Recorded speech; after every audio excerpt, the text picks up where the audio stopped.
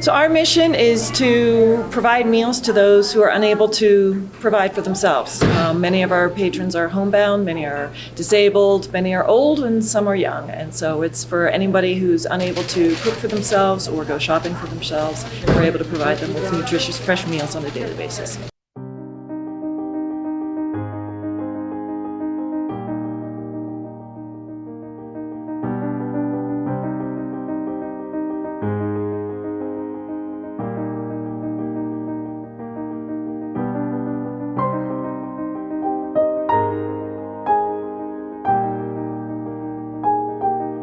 Our daily meal is a hot meal, which is a protein, starch, and veggie.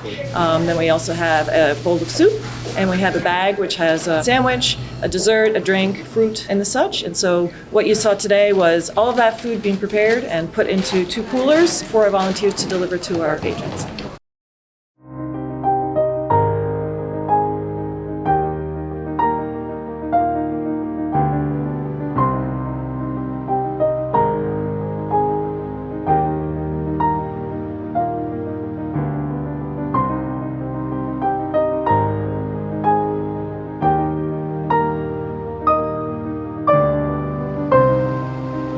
Five days a week, we pack and deliver meals. An hour in the morning, so those are separate volunteers who come and pack the meals into the cooler.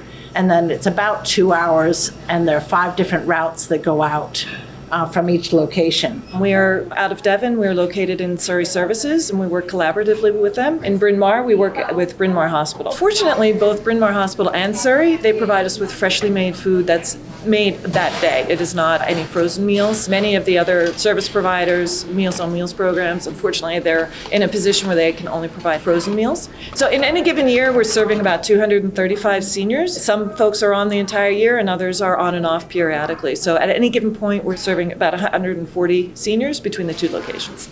Back when I first started, I had 2 boys who were in middle school and then eventually high school. And whenever they had a day off from school, I would bring them with me to deliver meals. And it was amazing to see the patrons' faces. Meals on Wheels is so much more than just delivering the food. It's that connection with people who may not get to speak with anybody else on that day. It's our own sort of neighborhood, I guess.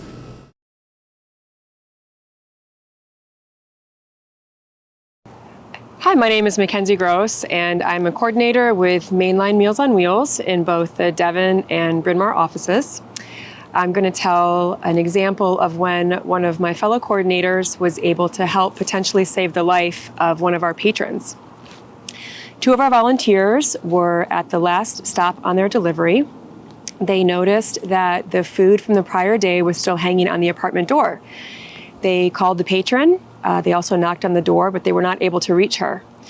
They removed the food and then called the Meals on Wheels office to alert the coordinator that they were not able to reach the patron.